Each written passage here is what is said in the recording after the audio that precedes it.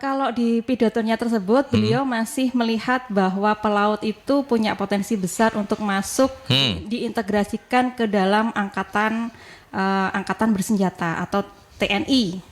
Ya, jadi seperti itu.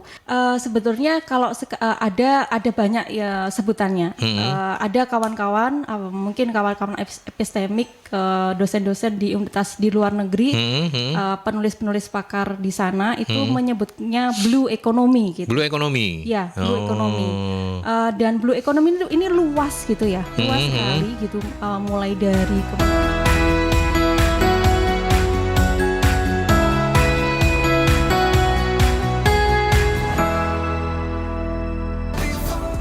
Sembilan FM Mercury, informatif, inspiratif. Selamat berjumpa kembali dalam perbincangan The Series, ya, kerja bareng Universitas Airlangga, Fakultas Ilmu Sosial, Ilmu Politik Universitas Airlangga dengan 96 FM Mercury.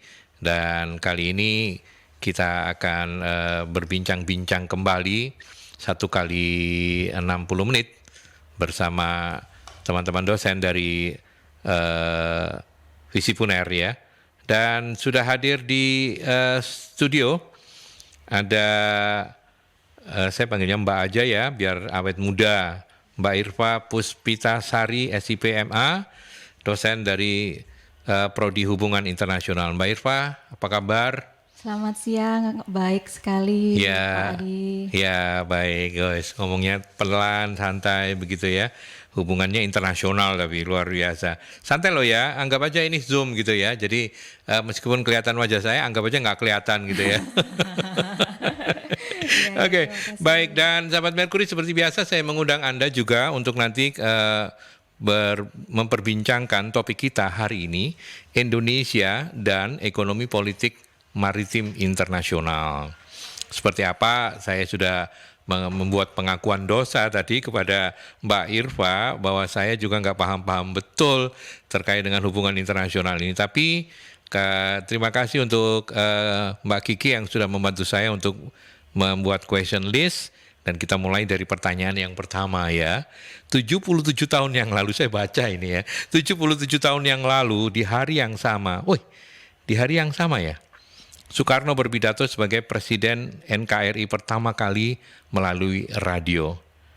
Mbak Irva, apa relevansi dari peristiwa bersejarah itu dengan apa yang kita bakal obrolin 1 kali 60 menit ini?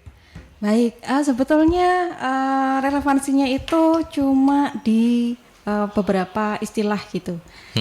Jadi waktu itu Bung Karno di tanggal 23 Agustus tahun 1945, 77 tahun yang lalu ya, itu beliaunya memanggil rakyatnya, memanggil pegawai-pegawainya gitu ya, pejabat-pejabatnya, dan dari beberapa golongan yang beliau panggil yang sedikit berbeda sama the rest of rakyatnya, the rest of his people, ini adalah pelaut gitu. Makanya ada lagunya itu ya. Nenek moyangku seorang pelaut gitu ya. Ya, gitu. Jadi kayak anak-anak kita ini. Ya. Oke. Oh, jadi terus kenapa kalau misalnya yang dipanggil pelaut? Emang ada apa? Mungkin Bung Karno menyampaikan sesuatu apa begitu terkait dengan para pelaut ini? Kalau di pidatonya tersebut, beliau masih melihat bahwa pelaut itu punya potensi besar untuk masuk diintegrasikan ke dalam angkatan bersenjata atau TNI. Jadi seperti itu. Hanya saja kalau interpretasi saya, ini yang kemudian mengapa sih kok tidak bukan yang lainnya, misalnya kan pekerjaan tuh banyak tuh, tapi kenapa kok pelaut gitu? Dan saya menginterpretasikannya karena bagaimanapun manusia itu sudah menemukan teknologi yang tinggi, tapi kembalinya lagi ke mana? Kita hidup dari mana? Kita nggak hidup dari teknologi gitu kan? Kembalinya kita makan itu ada teknologi ya, mungkin kita bisa kerja gitu ya. Tapi kan kita hidup dari mana? Dari alam. Kita makan nasi, kita makan ikan, semuanya dari alam. kemudian kita berpindah itu juga masih kita lewat alam, lewat daratan atau lewat lautan gitu. Jadi apalagi kita yang berada di Indonesia, apalagi di Surabaya ini, kita perlu ingat dan kita perlu melihat bahwa apa ya yang perlu kita lakukan supaya kita tetap terus relevan gitu dengan kita tetap selaras gitu dengan alam. Oleh karenanya itu ya memang pelaut itu menjadi salah satu pekerjaan strategis, sektor yang sangat strategis di masa apapun. Di masa apapun ya. Bahkan 77 tahun yang lalu Bung Karno sudah melihat bahwa ini potensi gitu ya. Iya, bahkan tidak hanya 77 tahun yang lalu, sebelumnya itu juga gitu ya. Sebetulnya pada saat masanya Pak Harto juga gitu, tapi kemudian ada pilihan-pilihan yang kemudian membuat kita ya secara tegas, secara kita bukan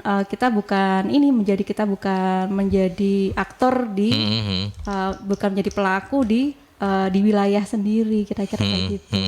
Dan begitu kemudian semenjak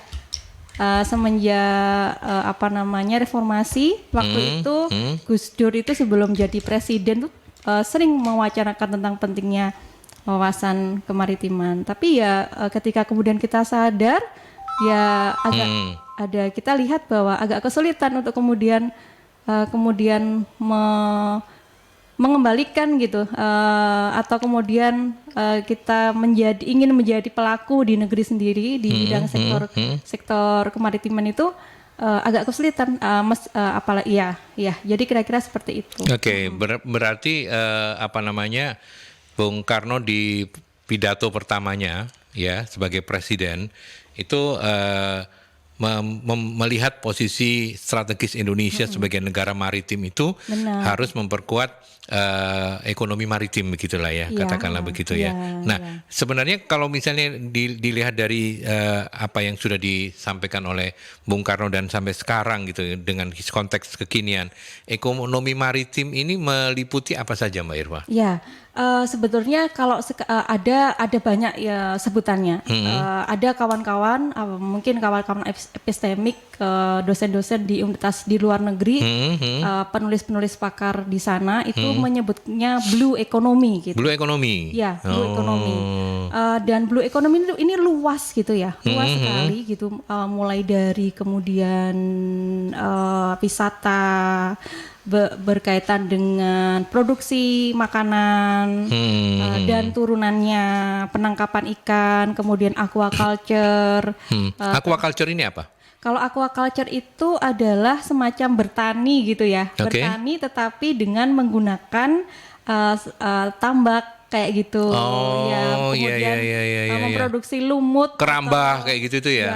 Itu aquaculture ya. Ya, kemudian memproduksi rumput laut. Oke. Ya, kerang dan bahkan mutiara dan lain-lainnya gitu ya. Cuma yang kemudian yang ingin saya fokuskan, yang menurut saya itu sangat strategis dan kemudian bisa menjadi benang merah mengikat itu semuanya, itu adalah industri pelayaran. Iya, karena sebagaimana agak kembali lagi ke pertanyaan pertama yang Bung Karno tadi, Bung Karno itu pernah kemudian berpidato juga di depannya gerakan non-blok konferensi Asia Afrika ya, tentang menyebutkan karena kan beliaunya punya semangat anti imperialisme kayak gitu dan menyebut imperialisme itu apa sih? Beliau itu menyebut urat nadi imperialisme itu adalah jalur pelayaran internasional atau yang nama kerennya kalau di studi-studi strategis itu adalah sea line of communication. Kayak gitu. Jadi seperti itu. Oke, menarik ya. Dan kalau kemudian kita kaitkan dengan topik kita hari ini, ekonomi politik maritim internasional. Kita harus mulai dari mana ini kalau misalnya mengkaji kekuatan kita sebagai negara maritim, maka kita harus tadi kan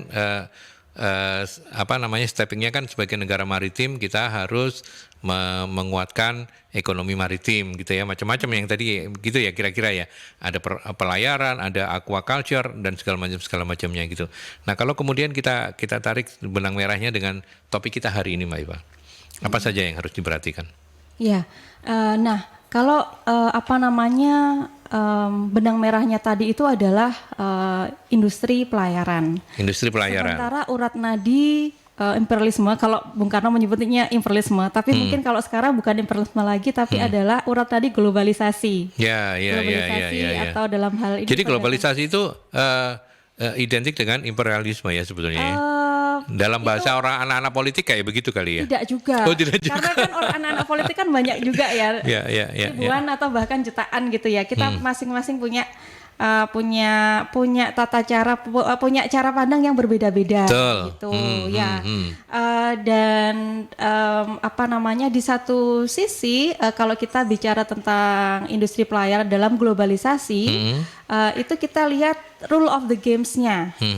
Nah, siapa yang kemudian menguasai jalur industri pelayaran internasional itu siapa? Kan ada listnya ya, perusahaan-perusahaan multinasional yang paling bagus gitu, dan itu bukan Indonesia.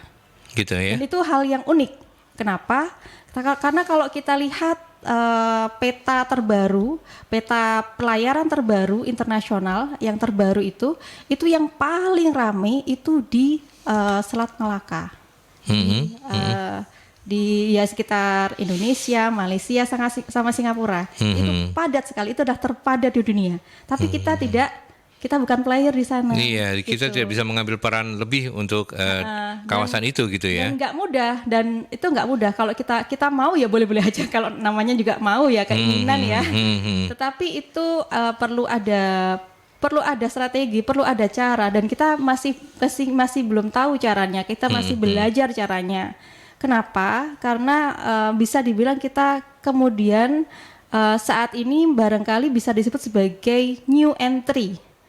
Orang baru. Kalau ironis ya? Iya, kalau orang baru kayak gimana sih? Orang baru nggak tahu apa-apa gitu. Kenapa? Karena sudah ada raksasa-raksasa yang menguasainya, dan mereka pastinya punya lobby dong dengan negara-negara asalnya. Dan negara-negara itu ketemu di organisasi internasional, International Maritime Organization. Jadi ada rules of the game, ada standar untuk kesehatan, standar labor, lingkungan, dan lain-lain.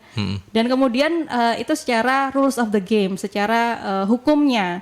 Kemudian nanti juga ada secara bisnisnya gitu ya. Mereka punya perusahaan-perusahaan ini punya strategic alliance gitu. Jadi ya bisa perang harga kayak gitu-gitu ya, yang untuk entry aktor baru ini ya kesulitan gitu. Kesulitan ya. Ini menurut saya ironis banget ya. Ini yang mungkin akan menjadi titik berat dari bahasan kita gitu ya. Kenapa Indonesia tertinggal? Kenapa kita yang notabene sebagai memposisikan diri sebagai negara maritim, kita yang tahu persis bahwa kekuatan kita salah satunya adalah di ekonomi maritim, kita malah jadi new entry ya. Di mana letak kendalanya? Apakah kita terlambat membangun dunia kemaritiman kita, atau ada faktor-faktor lain, atau secara historisnya karena yang menguasai Indonesia ini TNI Angkatan Darat sekian puluh tahun, atau hal-hal yang lain? Ada banyak sekali faktornya. Banyak tapi ya. Yang Pak Aldi, gak apa-apa disampaikan semuanya saja. Yang Pak Aldi biar lengkap. Ini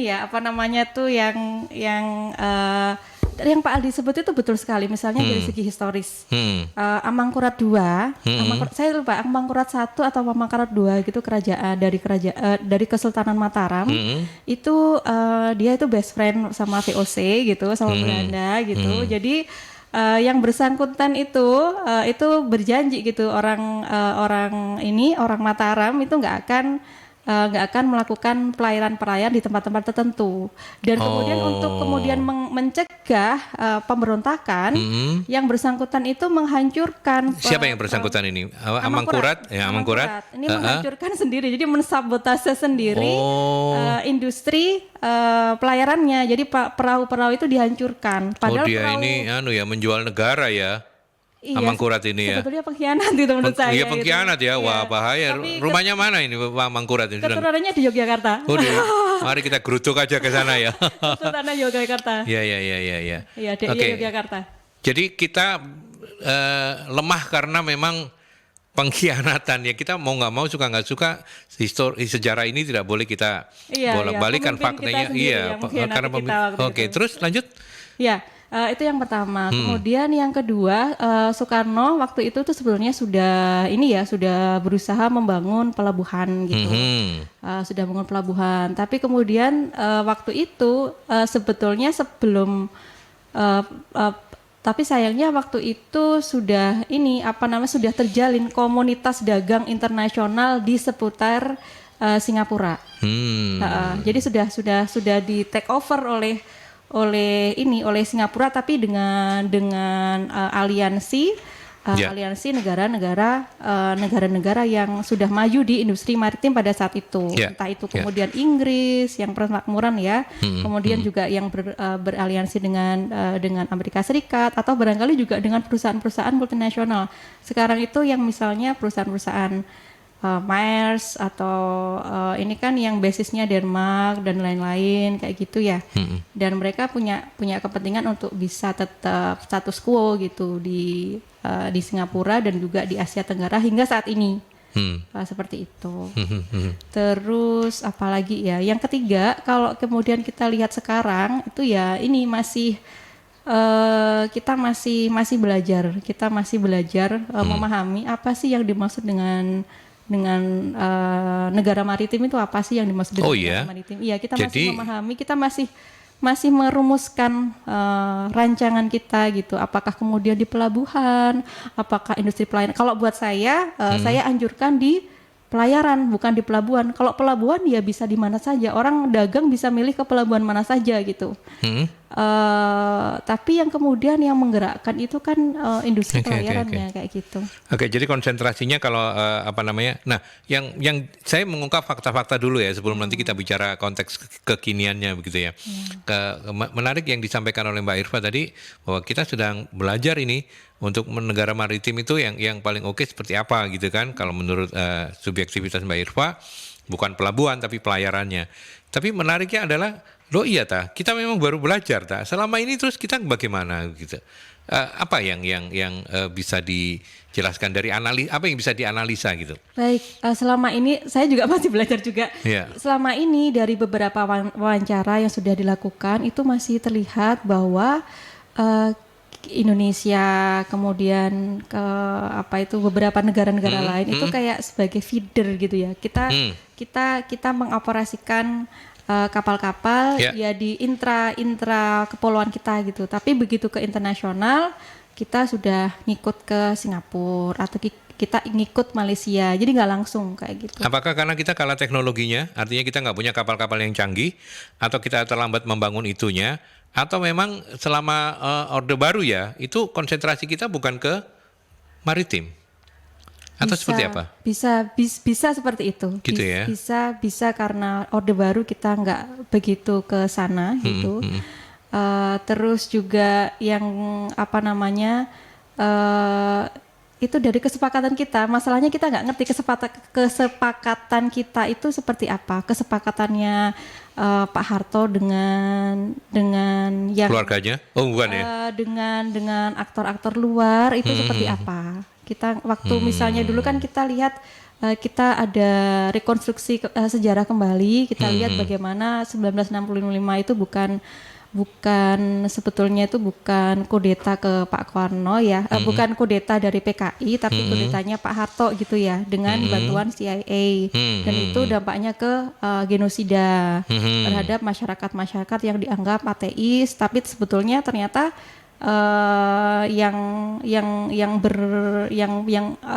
korbannya itu bukan hanya ateis tapi juga masyarakat cultural, masyarakat budaya, masyarakat yang bekerja di bidang seni gitu. Itu ternyata yang dampaknya itu ke sana gitu. Kita nggak tahu sebetulnya kan waktu itu sebetulnya kan itu kan aliansi ya sama seperti zaman dulu kan, misalnya zamannya Amangkurat, ayo VOC kamu hancurkan ini soalnya supaya aku bisa naik tahta. Sama juga dengan Pak Harto gitu. Jadi waktu itu sebetulnya perjanjiannya itu apa ya gitu. Sama waktu itu 1960-an itu adalah waktu ketika ketika Amerika Serikat itu mulai mengirim memberikan bahan pangan. Bahan pangan secara gratis. Yaitu gandum. Padahal gandum itu adalah bukan makanan asli kita gitu. Sekarang dengan beranjaknya tahun kita lihat seberapa besar gitu yang kita itu sudah jadi tergantung akan gandum. Gandum karena kemudian diolah menjadi mie. Ya. Apakah ini juga roti, karena lain-lain. Iya, apakah juga karena kedekatan Pak Harto dengan Lim Sulyong ya? Mungkin ya, saya agak kurang ya barangkali. Jadi kita banyak mencoba mengkait-kaitkan dari begitu ya. Dari situ kita ambil gandum itu dari beberapa sumber tertentu. Kalau nggak salah ada 3 sumber gandum itu yang jadi emas ya, maksudnya tuh yang standarnya itu standar gandum yang tinggi itu. Kalau nggak salah di Amerika Utara, benua Amerika Utara, saya lupa tepatnya. Yang masih dari Amerika ya. Mungkin Amerika. Dan itu gratis ya? Kalau dulu gratis, kalau sekarang kita bayar. Oh iya, enggak kita bisa. Kalau yang dulu gratis ya. Dulu gratis, jadi. Berarti kan pasti ada barter dong, nggak mungkin kan Amerika suka-suka enak-enak aja ngirim kita ke kita gandum dan kemudian kita nggak kirim sesuatu atau kita nggak punya kerjasama apa gitu yang mengikat, nggak mungkin kan ya? Nah, yang ingin saya berusaha analisis ini adalah ini kalau kita sedikit meloncat ke Afrika ya. Beberapa negara Afrika itu sangat curiga dengan FAO. Dengan bantuan pangan. Kenapa? Karena ya mungkin sekarang gratis, tapi dampak jangka panjangnya apa? Kita jadi, maksudnya ketergantungan. Kita jadi industri pangan kita jadi kacau, produksi pangan kita jadi kacau. Kita tidak berdaulat untuk ketahanan pangan kita gitu ya, karena fooding yang diberikan awalnya gratis-gratis tadi itu gitu ya. Ternyata kita bayar kemudian gitu. Ternyata kita bayar dengan dalam bentuk yang lain dengan yang lumayan mahal. Yang lipat-lipat gitu. Bahkan begitu ya, bisa saja kayak begitu. Okay. Apalagi sekarang gandum kabarnya itu sudah jadi makanan pokok kedua setelah beras. Dan itu adalah ketergantungan pangan dan sekarang sedang diupayakan. Tapi selama bertahun-tahun itu, berarti Pak Harto kan 33 tahun, selama 33 atau bahkan lebih ya, setelah reformasi kan kita juga masih tergantung akan gandum. Kita ambil gandumnya kan lewat kapal. Nah, kapalnya kita nggak punya. Nah, saya juga jadi bertanya kenapa kita nggak beli kapal gitu ya?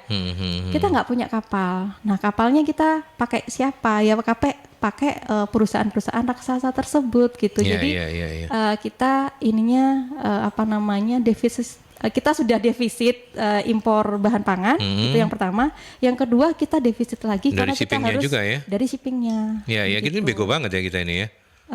Karena kita nggak tahu. Kayaknya nggak begitu ya. Tapi nggak apa-apa kan kita rasa-rasa untuk negeri kita karena kita saking cintanya gitu ya. Kita break dulu ya, Mbak Irfa. Nanti kita lanjutkan setelah pesan-pesan.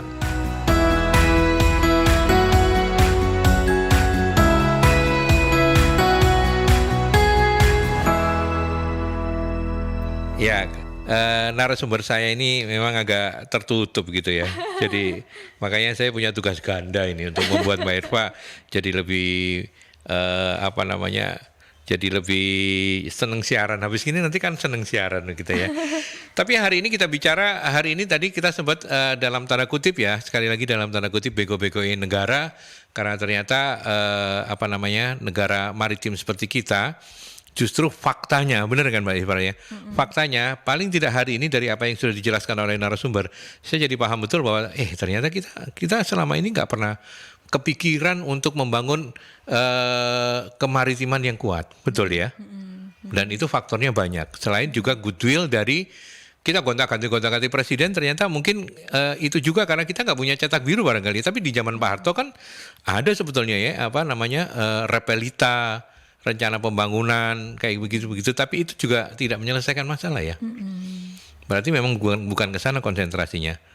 Nah, apakah sekarang ini sudah mulai muncul kesadaran itu, Mbak Irfa? Anda melihat apakah saya nggak tahu apakah di eranya Pak Jokowi sekarang ini atau di era sebelum ini atau kapan kesadaran itu? Apakah sudah muncul kesadaran untuk, wah kita telat loh, kita masa jadi new entry terus di ekonomi maritim? Piye Mbak jawabannya? Kalau kesadaran itu sebetulnya tuh dari masyarakat itu ada sebetulnya. Bukan kalau dari pengambil kebijakan, kalau masyarakat sadar mah bisanya apa ya paling ya rasan-rasan kayak begini ini kan kita hari ini kan kategorinya bukan rasan-rasan ya, tapi kita mengkaji secara ilmiah begitu ya. Tapi kan cuman bisanya ini, tapi kalau dari Goodwill belum ya? Sudah mulai. Tapi itu ya berat, masih ada banyak Gitu ya? sekali. Iya, karena kita mau gerak pun juga beberapa kali dikritik gitu. Misalnya dalam mengelola, dalam menjaga wilayah gitu. Misalnya sepak terjangnya Bu Susi gitu. Saya sempat kagum dengan beliau karena beliau kan membawa semacam martabat ya, membawa kembali martabat negara supaya nggak seenaknya. Iya. Ikan kita dicuri-curiin gitu kan? Gitu ya. Ya, tetapi ternyata itu tidak, itu dikritik sih gitu. Meskipun kita itu bergerak di wilayah kita sendiri, itu dikritik gitu oleh negara-negara tetangga. Kok kejam banget? Kok nggak ramah lingkungan dan lain-lain. Nah, ramah lingkungan karena kita meledakannya di laut gitu ya? Ya, padahal itu sebetulnya bisa juga jadi karang ini ya, jadi karang Terumbu karang gitu ya? bisa itu fungsinya mirip lah. Kalau nanti lumutan kan juga jadi tempat ikan. Iya, tempat ikan gitu ya. Terus juga kalau misalnya dijual lagi nanti takutnya dikorupsi dan lain-lain. Tapi ternyata itu tetap direspon oleh kritikan dari negara-negara tetangga. Dan kemudian ternyata itu didengarkan oleh Menko Luhut gitu. Jadi oleh Bu Susi nggak dipakai lagi begitu ya? waktu itu dikritik sih, jadi memberikan, saya tidak tahu apakah instruksi atau apa ya, ada komunikasi politik seperti apa ya, itu ke sana. Akhirnya ya itu. Ya seperti itulah. Artinya begini, kalau misalnya saya mempertanyakan kebijakan negara dan berbagai aktor yang ada, termasuk mungkin para menteri di eranya Pak Jokowi yang sekarang ini, dalam di bidang ekonomi maritim ini sudah sesuai dengan apa yang kita harapkan, apa yang masyarakat harapkan belum, Mbak? Kalau dari sudut pandang Mbak Irfa, kebijakan-kebijakan mereka masih belum ya? Sebetulnya itu sudah mulai ada gitu, tetapi ternyata di lapangan kita menjadi masih belum betul-betul terasa. Ini masalahnya itu kita itu belum gimana ya, belum terintegrasi gitu ya istilahnya ya. Kita masih harus mencari tahu bagaimana caranya, informasinya seperti apa. Kita perlu assess dulu kita punya apa. Terus apa yang dibutuhkan oleh masing-masing pihak yang terlibat di industri pelayaran ini gitu. Karena ya misalnya dari ini yang istilahnya secara vertikal sama secara horizontal itu masih ada tantangan di sana. Meskipun sebetulnya sudah ada langkah-langkah yang bagus. Misalnya dulu di tahun 2008 waktunya eranya Susilo Bambang Yudhoyono, itu ada cabotage policy. Jadi harus kapal yang masuk ke Indonesia, entah itu dagang dan lain, itu harus berbendera Indonesia. Itu sudah bagus, tetapi itu dikritik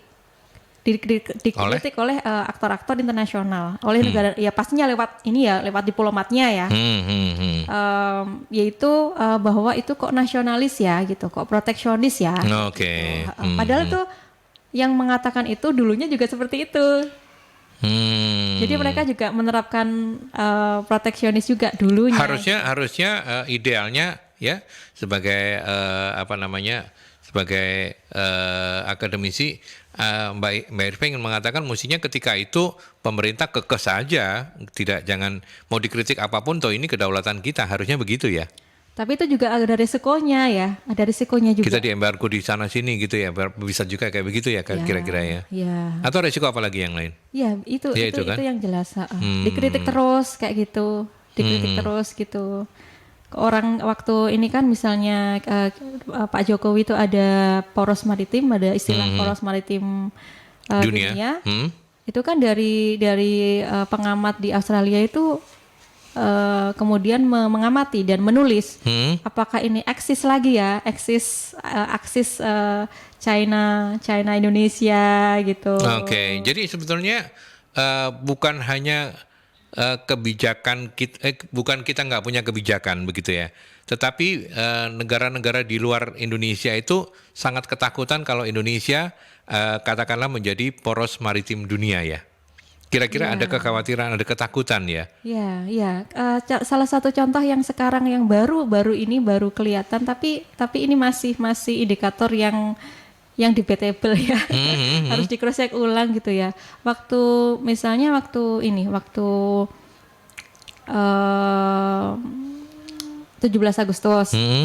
Itu kan ada bendera, ada ini kan ada di sosmed, di Facebook itu dari Aceh itu kan ada kayak bendera merah putih dibakar. Selidik ternyata itu basisnya di Denmark.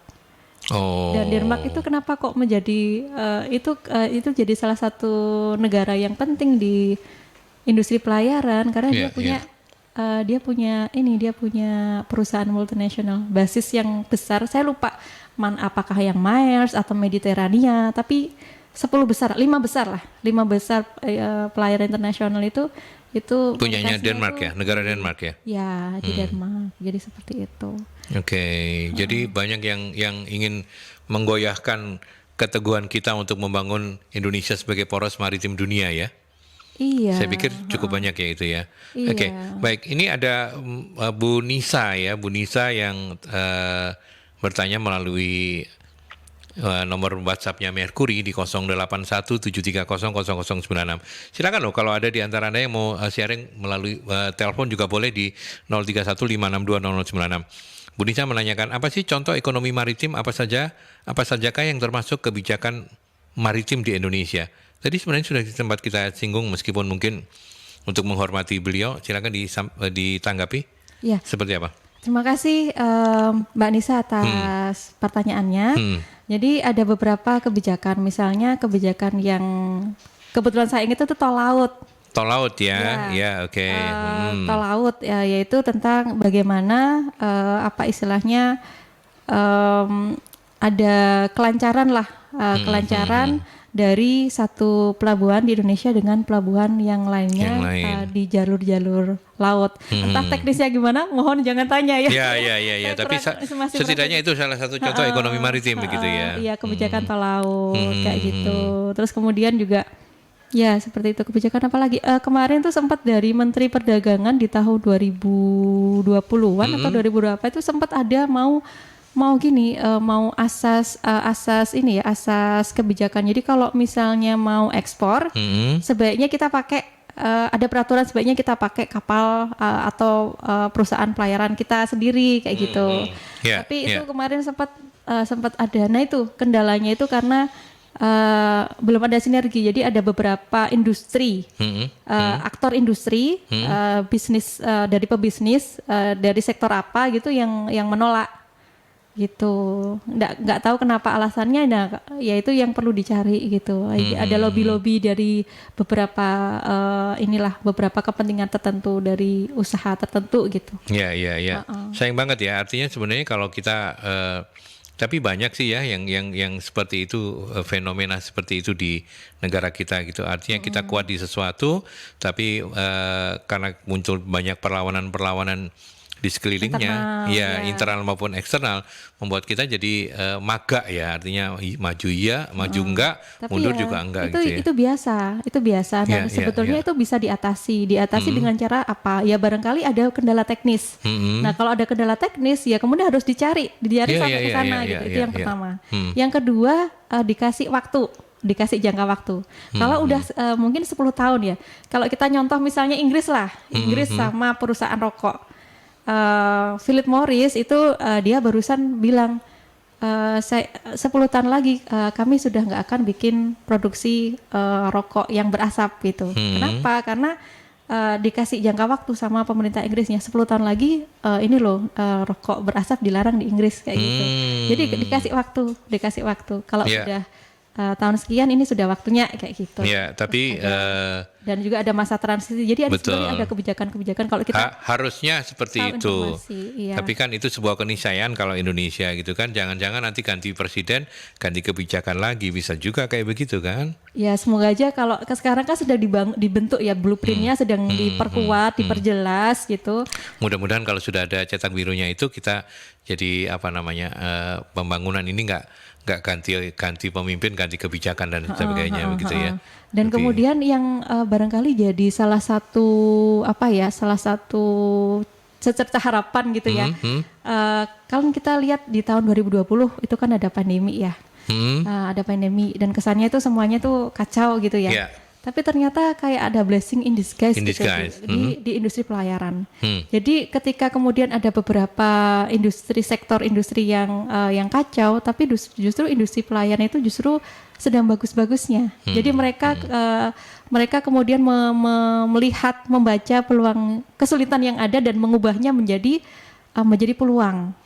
Dan akhirnya terlihat gitu. Jadi sejak 2020 itu saham industri pelayaran itu banyak yang naik. Naik ya. Oke, nanti kita dalami soal itu ya.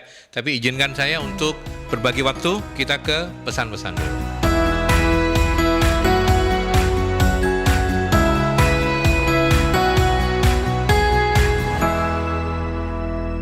Baik, kita sudah sampai nggak kerasa ya, kita ngobrolin sesuatu yang rasan-rasan tentang kondisi ekonomi maritimnya kita begitu ya. Dan topik kita hari ini itu adalah Indonesia dan ekonomi politik maritim internasional. Narasumbernya keren, ada Mbak Irva Puspitasari SIPMA, dosen hubungan internasional dari Visipuner, dan program ini merupakan kerja bareng Visipuner dan Mercury dalam The Series ya, dialog yang hadir setiap hari Selasa 2 pekan sekali. Baik, kita lanjutkan kembali. Untuk ini ada Pak Eko. Seperti apa kondisi ekonomi politik maritim internasional di Indonesia sekarang ini? Gimana menjawabnya Pak Eko ini? Kondisi ekonomi politik maritim internasional. Maksudnya kondisi kemaritiman lah ya begitu ya. Tadi sih kita diskusikan ya soal kondisinya ini begitu ya. Mungkin Pak Eko nanyanya agak terlambat tadi mengikuti perbincangan kita. Monggo Mbak Irva. Baik, terima kasih pertanyaannya Pak Eko. Jadi ekonomi politik internasionalnya. Jadi kita lihat bagaimana kira-kira rules of the games-nya di industri pelayaran di dunia itu seperti apa. Nah, kalau strukturnya ya, kalau kita bicara tentang strukturnya itu ada organisasi yang namanya itu Organisasi Maritim Internasional. Di sana ada hukum-hukum tentang kalau misalnya ada kehilangan di kapal, itu siapa yang bertanggung jawab. Terus kemudian kalau misalnya ada kecelakaan kapal dan kemudian kapal tanker minyak dan kemudian minyaknya itu tumpah di laut, berarti ada polusi gitu. Itu siapa yang harusnya bertanggung jawab. Kemudian kewajiban masing-masing pihak itu seperti apa. Kemudian standar-standar kapal yang boleh beroperasi itu seperti di jalur kesamudraan, jalur yang berarti kapal-kapal besar. Kalau mungkin sekarang itu sudah sampai ke pos Panamax ya. Kalau pos Panamax itu berarti sudah tonasenya itu sudah sangat besar sekali, sudah raksasa sekali ya. Barangkali kalau yang paling besar misalnya Marimax itu panjangnya itu sekitar 400 meter dan itu tonasenya itu bisa puluhan ribu gitu. Dan kondisinya seperti itu sementara dan itu banyak melewat terutama itu yang jalur-jalur yang sibuk, jalur-jalur bottleneck istilahnya itu ada di sekitar Selat Malaka. Jadi sering kali melewati Indonesia. Nah, cuma kemudian eh, hanya melewati pelabuhan internasional yang bisa kemudian menerima kapal besar itu, kapal Panamax sama pos Panamax itu gitu. Yang kemudian menjadi pertanyaan untuk Indonesia itu apakah kemudian bisa Pelabuhan kita bisa gitu disandarin gitu, bukan? ya, apakah bisa disandari? Nah, sekarang yang sudah bisa disandari itu Tanjung Priuk. Itu kalau nggak salah di Tanjung Priuk di Jakarta itu sudah. Baru satu itu. Ya. Tanjung Perak belum? Tanjung Perak sepertinya belum. Oh. Ya. Ya. Jadi kalau itu harusnya itu kedalamannya itu sampai kapalnya itu kan sampai mungkin kalau nggak salah sekitar 14 meter ya. Jadi ya kan harus pelabuhannya lebih harus dari lebih dari itu ya. Iya, harus dibangun ubah itu. Jadi pelabuhan itu juga ya memang penting sih. Meskipun sebetulnya kalau kita lihat sejarah itu fasilitas pelabuhan itu memang penting, tapi itu tidak kemudian kalau sudah pelabuhannya itu sudah ada terus kemudian kita menerima, tidak semudah itu. Ya. Jadi perlu ada semacam pengumpulan komunitas, komunitas dagang, pengusaha dagang. Nah selama ini untuk yang di Asia Tenggara itu komunitas dagangnya itu masih ngumpul itu di Singapura. Mungkin sebagian sudah ada di Port Kelang di Malaysia kayak gitu. Tapi kita belum ya. Di Tanjung Priok sudah mulai ada. Syukurlah. Jadi sudah mulai ada semacam transisi lah. Tapi meskipun demikian kita lihat ini kalau saya nggak salah ya informasinya kapal-kapal yang beredar kita punya kita itu itu kalau nggak salah 300 ton, 500 ton kalau nggak salah. Padahal kalau yang sudah melewati samudra itu sudah melewati lautan luas itu ya sampai 10.000 ton ya. Jadi masih kecil banget ya kapal kita ya. Ya bisa saja kalau kita mau beli gitu. Cuma kalau kita itu kan yang membedakan harganya kapal itu mahal sekali ya. Iya. Kita sampai Kalau mau yang murah ya kapal uduk-uduk itu ya, yang dikasih minyak goreng itu jalan sendiri di bak tapi itu. Dan yang menjadi unik itu ada banyak yang berasumsi bahwa economic yield-nya, investasi yield-nya, jadi interest-nya, jadi kayak kembalinya modal kita. Iya, BEP-nya. Itu lama gitu. Lama ya, BEP-nya lama ya kalau kapal itu ya. Oke. Itu mungkin yang membuat sektor privat agak enggan untuk berinvestasi lebih jauh di pelayaran ya. Nah, itu yang perlu bisa kalau di permukaan seperti itu tapi itu perlu dikaji juga begitu. Jadi Mbak Irfa dari diskusi kita hari ini memang masih banyak hal yang kemudian masih ada di permukaan yang perlu dikaji lebih mendalam ya, banyak faktor ya. Betul ya. Betul sekali. Terus sebentar ini ada Pak Anton yang mungkin belum paham. Saya sering mendengar gini kata Pak Anton ya, menuju poros maritim dunia. Ini maksudnya seperti apa ya Mbak? Apakah Indonesia bisa menjadi poros maritim dunia? Apakah ini bisa mengubah perekonomian masyarakat Indonesia? Monggo dijelaskan untuk Pak Anton yang belum paham. Ya, terima kasih Pak Anton. Nah itu dia, kita masih belajar. Pemerintah itu juga masih membuat cetak birunya, masih proses cetak birunya tentang poros maritim gitu. Tapi secara sederhana. Kalau misalnya yang dimaksud dengan poros maritim itu kita dilewati dengan jalur transportasi laut tersebut itu sudah selesai. Sudah selesai artinya nggak mungkin gitu ya? Bukan. Sudah terjadi. Ya. Tapi apakah itu kemudian memberikan keuntungan ekonomi ya? Belum ya? Iya, nah itu belum. Kita masih defisit di transportasi lautnya, itu kita masih defisit. Ya, jadi cuma dilewati tok dada gitu. Halo Mbak Irfa, halo Kiki gitu ya. Jadi kita nggak ada manfaat keekonomiannya untuk kita, belum maksimal begitu ya? Belum maksimal. Paling ya kita yang jasa kita yang digunakan. Jasa kita yang digunakan itu apa sih ya? Ini ya. Anak buah kapal. ABK. Pokoknya yang remeh-temeh lah ya. Kita belum bisa menjadi pemain inti ya. Ya kayak gitu, yang sering diperlakukan dengan tidak manusiawi kayak gitu, sering mendapatkan sering gajinya nggak dibayar Iya, kayak iya, gitu, iya, oke.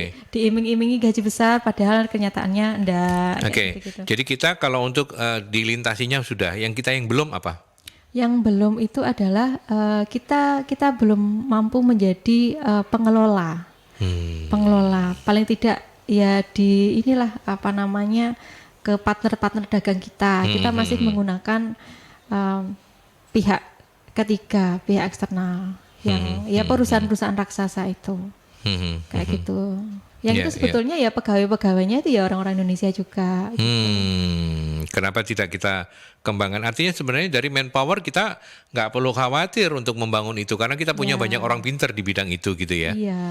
Gitu ya. Berarti kebijakan juga sepertinya sudah mulai dipersiapkan oleh pemerintah lewat cetak biru. Iya. Berarti yang masih harus dipersiapkan, yang masih harus disinergikan oleh seluruh stakeholder yang terlibat dalam upaya kita membangun ekonomi maritim ini apa Mbak Irva?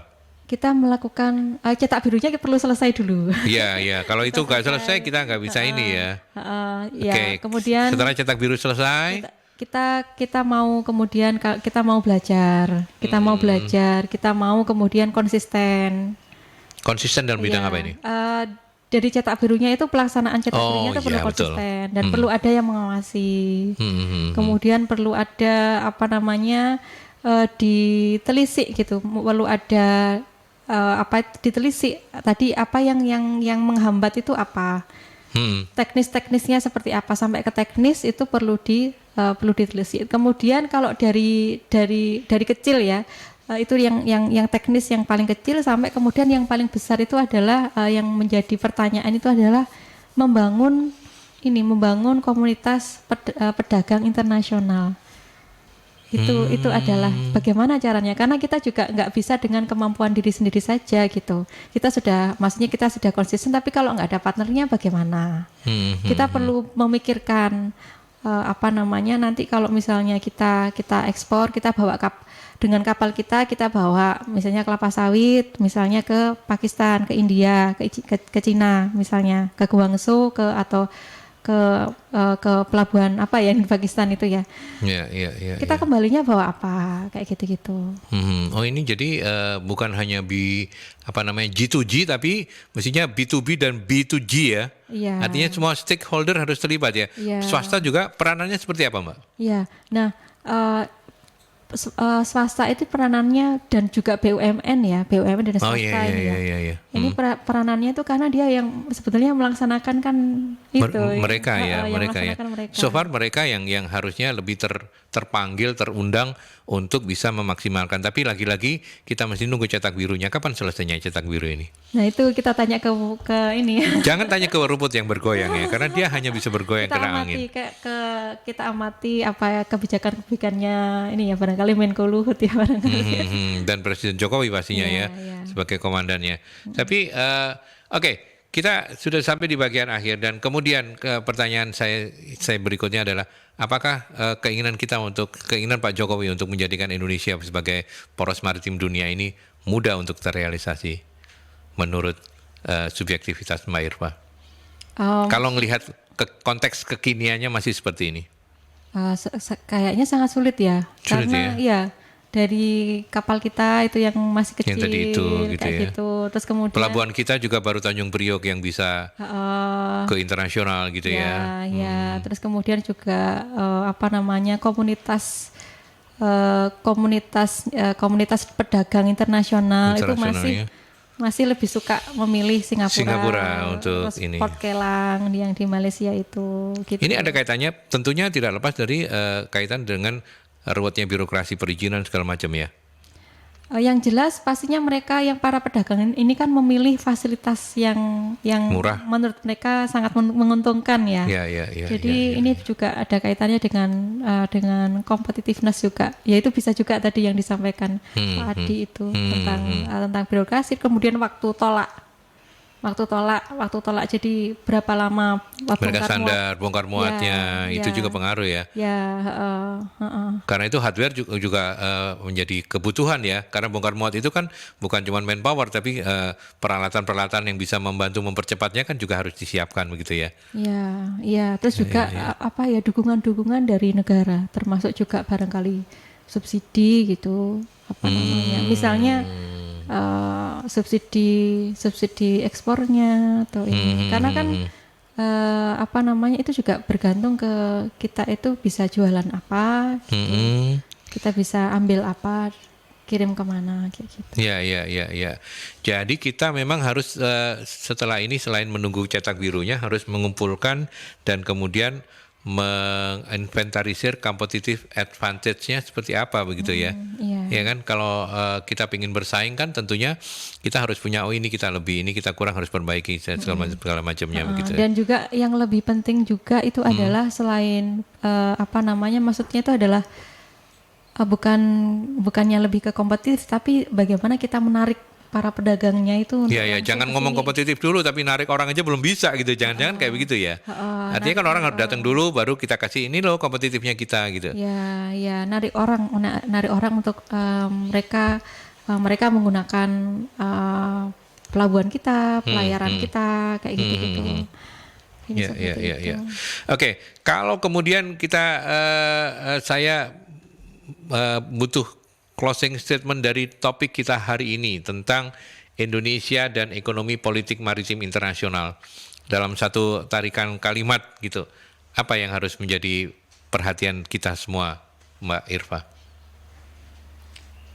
Kalau concluding remarks-nya barangkali itu tadi sulit sekali, kelihatannya sulit sekali gitu. Padahal itu kita punya potensi besar di sana, tapi itu sulit sekali karena kondisinya sudah lama ada status quo seperti itu. Tapi bukannya tidak mungkin ya. Bukannya tidak mungkin ya. Asalkan itu kita konsisten dan supaya konsisten itu dan kita bersinergi dan untuk itu ya kita perlu ada yang pemerintahnya perlu konsisten, kemudian juga masyarakatnya itu perlu melihat, perlu mengawasi gitu ya, perlu mengawasi dan kemudian juga perlu integrasi juga dengan aktor-aktor swastanya, aktor-aktor pelaku usaha lah, entah itu BUMN atau swasta. Ya, konsisten, bersinergi dan semuanya harus terintegrasi dengan baik. Tentunya di bawah dirijen pemerintah ya, karena sebagai fasilitator dan regulator begitu ya. Baik, luar biasa. Terima kasih banyak. Ada pencerahan yang luar biasa. Meskipun sampai di bagian akhir kita mau nggak mau, suka nggak suka harus mengatakan bahwa masih banyak hal yang harus kita perlu benahi. Kalau kita ingin jadi poros maritim dunia ya, Mbak Irva, setuju ya dengan itu ya? Setuju. Dan itu juga menjawab topik kita hari ini, kalau Indonesia, bagaimana Indonesia dan ekonomi politik maritim internasional, jawabannya adalah masih butuh kerja keras. Begitu. Ada lagi yang mau ditambahkan? Betul. Bukannya tidak mungkin. Bukannya tidak mungkin. Dulu sempat waktu United States itu pernah ketemu sama kapal United States itu pernah ketemu sama kapal Inggris. Kapal Inggris itu sempat kemudian mengolok-olok kapalnya Amerika Serikat.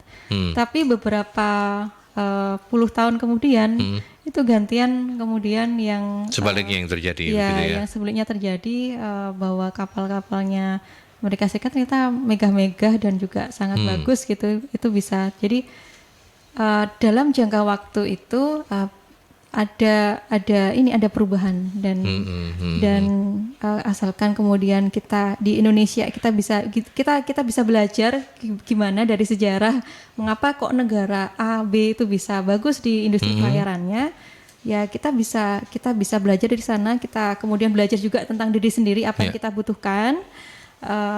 Apa yang masing-masing kita butuhkan, kemudian kita bikin planning dan kita eksekusi planning itu. Artinya tidak ada kata tidak mungkin asal kita mau bersungguh-sungguh ya, konsisten, komitmen begitu ya, seperti sinergi. Terima kasih sekali lagi Mbak Irfa Puspitasari SIPMA, dosen hubungan internasional dari Visipuner. Mbak Irfa, terima kasih banyak ya, sehat-sehat. Terima kasih Pak Aldi. Ya, Kapan-kapan kita ketemu lagi ya. Oke, siap. Oke, baik. Sahabat Merkuri, sampai di sini The Series kerja bareng Visipuner dengan Merkuri FM yang bisa Anda ikuti kembali 2 minggu dari sekarang dengan topik dan narasumber yang berbeda. Saya Aldi pamit, sampai jumpa di dialog selanjutnya.